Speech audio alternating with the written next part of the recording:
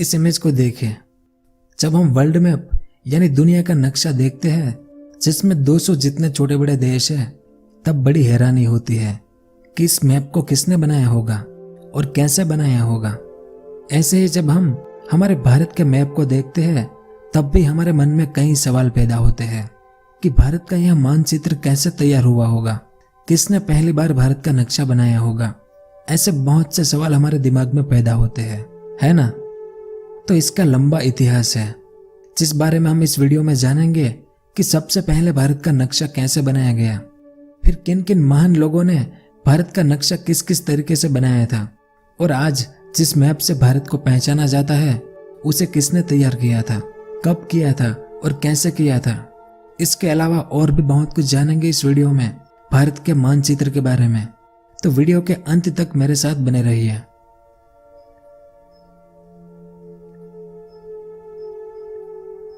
सबसे पहले तो मानचित्र के बारे में जान लेते हैं कि मानचित्र का मतलब क्या होता है।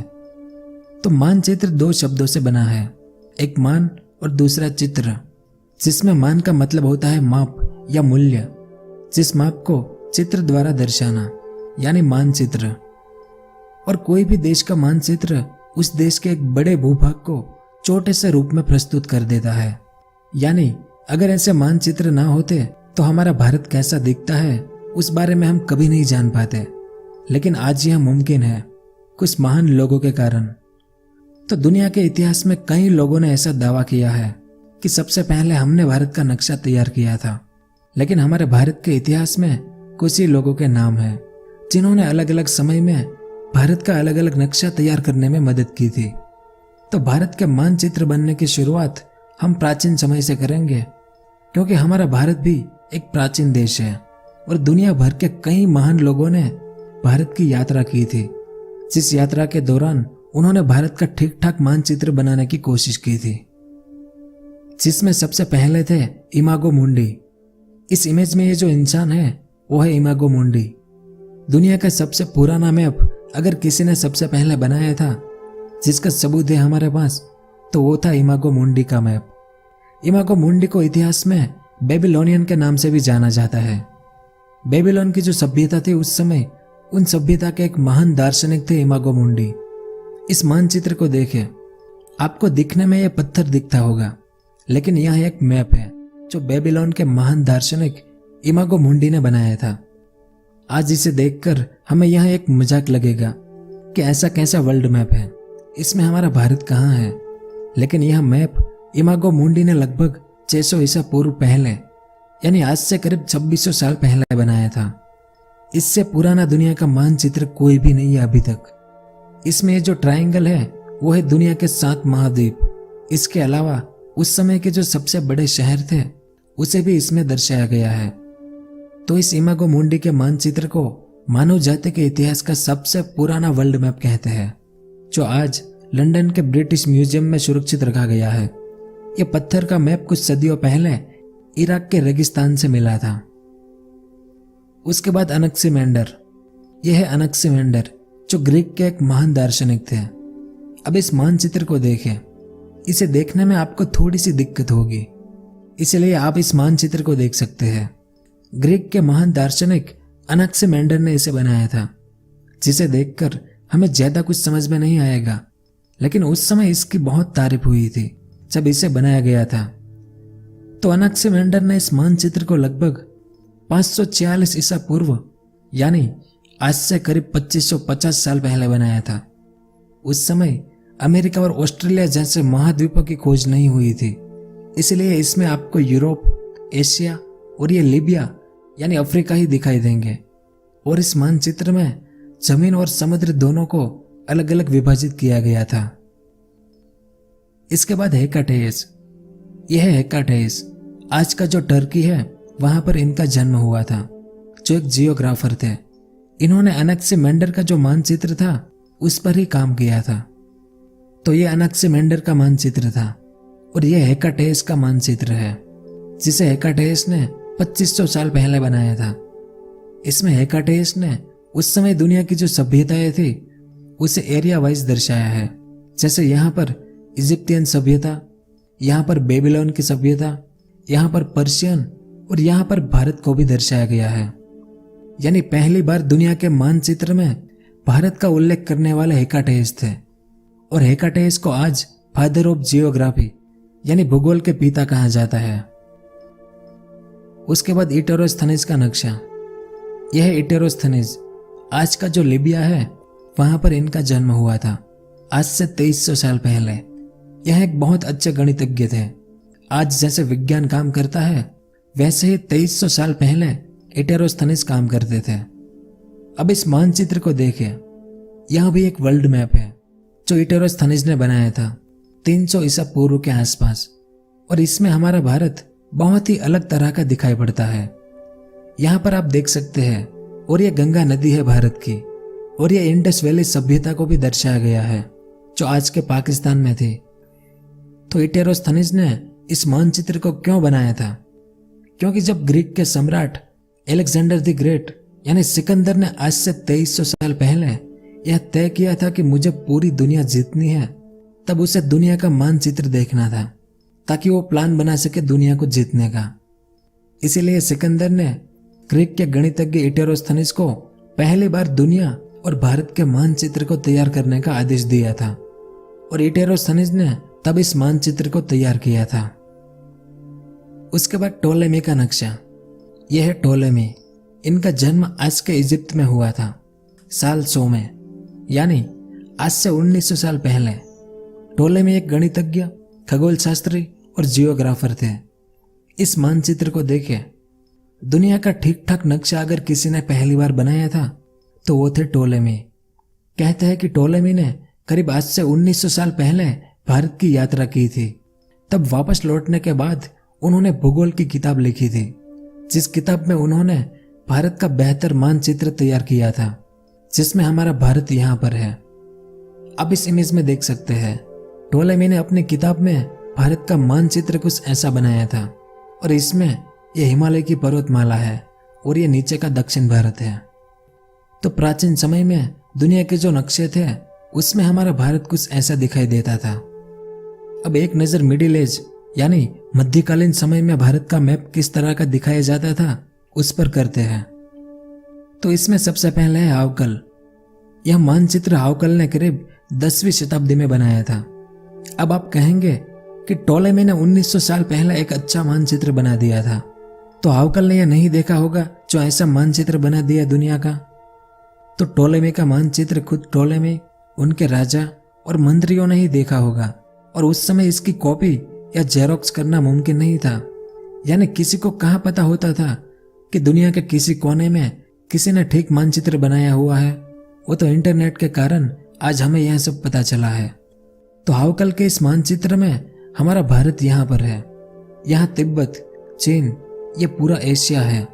इस तरफ रूस और रोम है, और ये यूरोप है पूरा, और ये नाइल नदी है, यानी ये भाग अफ्रीका का है। इसके बाद दूसरे है मोहम्मद अल अदरिसी। इस इमेज में ये है मोहम्मद अल अदरिसी। इन्होंने अपनी किताब में दुनिया का एक ठीक ठाक मानचित्र बनाया था साल 1154 में। ये उनका बनाया हुआ मानचित्र है जो काफी लोकप्रिय था। इसमें ये इटली और ये सिसिली आइलैंड है, ये अफ्रीका महाद्वीप है, ये ब्रिटेन और यूरोप महाद्वीप है, ये रूस है, और यहाँ पर हमारा भारत है। तो पहली बार भारत की एक ठीक ठाक बाउंड्री इस मानचित्र में दिखाई पड़ती है। और आपको जानकर आश्चर्य होगा कि कोलंबस और वास्को डी गामा ने इसी मानचित्र का इस्तेमाल करके भारत और अमेरिका जैसे देशों तक जाने का रास्ता खोजा था। इतिहास में मोहम्मद अल अदरिसी के इस मानचित्र को टबुला रोजेरियाना के नाम से जाना जाता है। उसके बाद निकोल डी कावेरी का मानचित्र। इस मैप को देखें, इसे कावेरियों का मैप कहते हैं, जिसे निकोलाई डी कावेरी ने बनाया था साल 1505 में। यह पहला मैप था दुनिया का जिसमें दक्षिण अमेरिका, अमेरिका और कनाडा के बारे में दर्शाया गया था।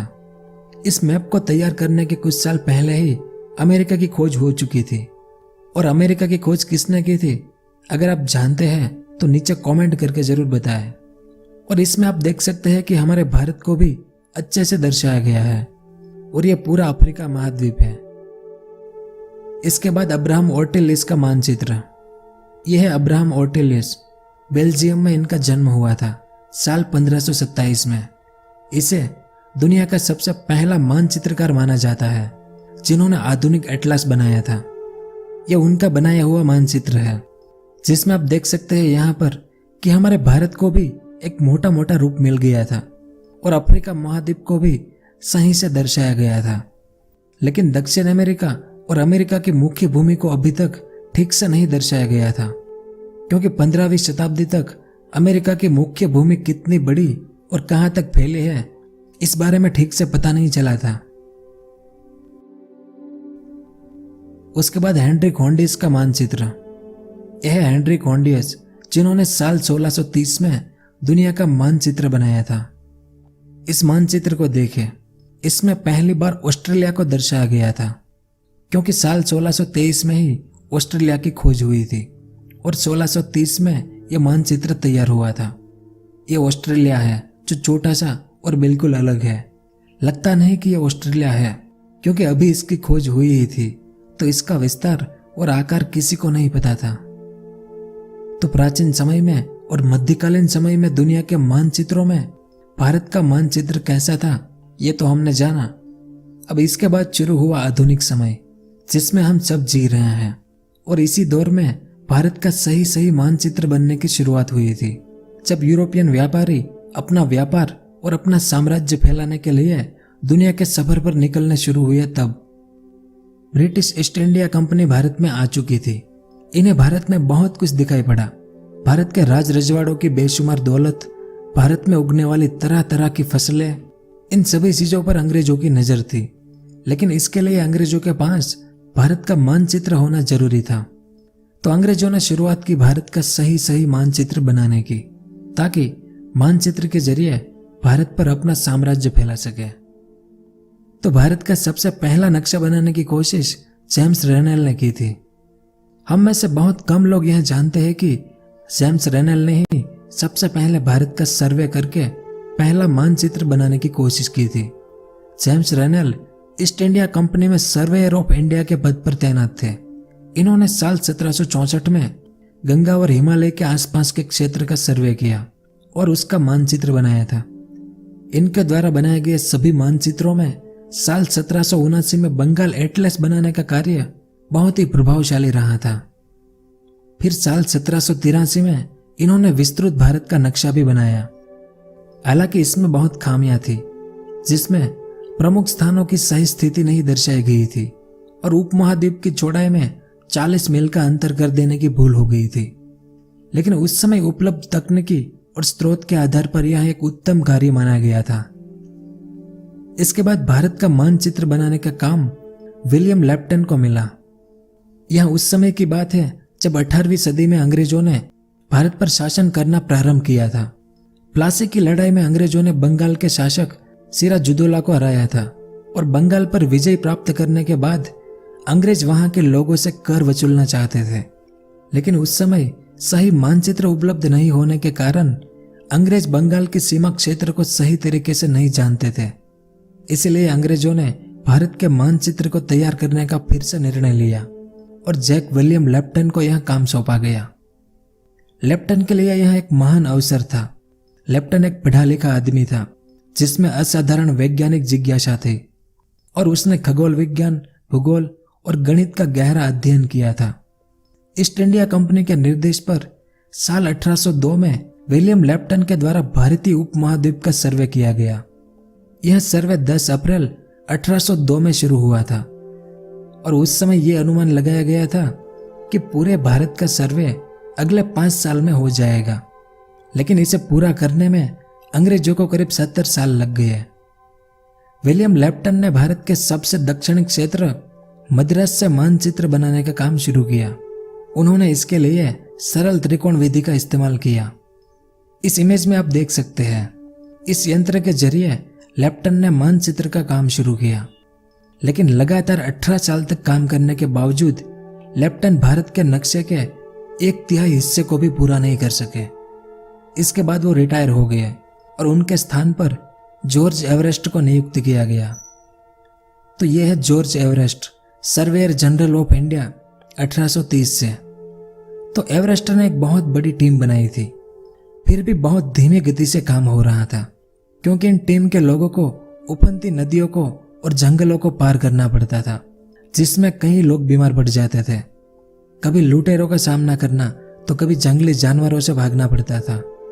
इस दौरान एवरेस्ट की टीम के कई लोगों ने अपनी जान गंवा दी थी, लेकिन फिर भी मानचित्र बनाने का काम जारी रहा। वैसे इस टीम में ज्यादातर लोग हमारे भारत के ही थे।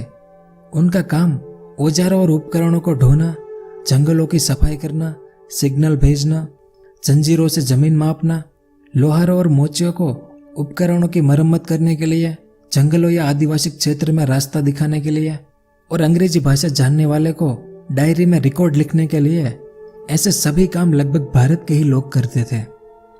इस टीम में भारत के 2 लोग मोहसिन हुसैन और राधानाथ सिकंदर से एवरेस्ट काफी प्रभावित हुआ था, क्योंकि ये दोनों बहुत तेज और होनहार थे, जिस कारण साल 1841 तक एवरेस्ट ने लगभग भारत की पूरी जमीन माप ली थी। यानी कन्याकुमारी से हिमालय तक पूरे भारत का माप किया जा चुका था। लेकिन हिमालय पर्वतमाला बहुत बड़ी थी, कश्मीर से शुरू होकर बर्मा तक, जिसमें एवरेस्ट ने सिर्फ कुछ ही पर्वतों को मापा था, और जिसमें हिमालय का सबसे ऊंचा पर्वत माउंट एवरेस्ट का माप लगभग 99% सही था। फिर साल 1843 में एवरेस्ट भी रिटायर हो गया और उसकी जगह पर एंड्रू स्कॉट वॉन आया। यह एंड्रू स्कॉट, इन्होंने साल 1843 में हिमालय पर्वतमाला का सर्वे शुरू किया।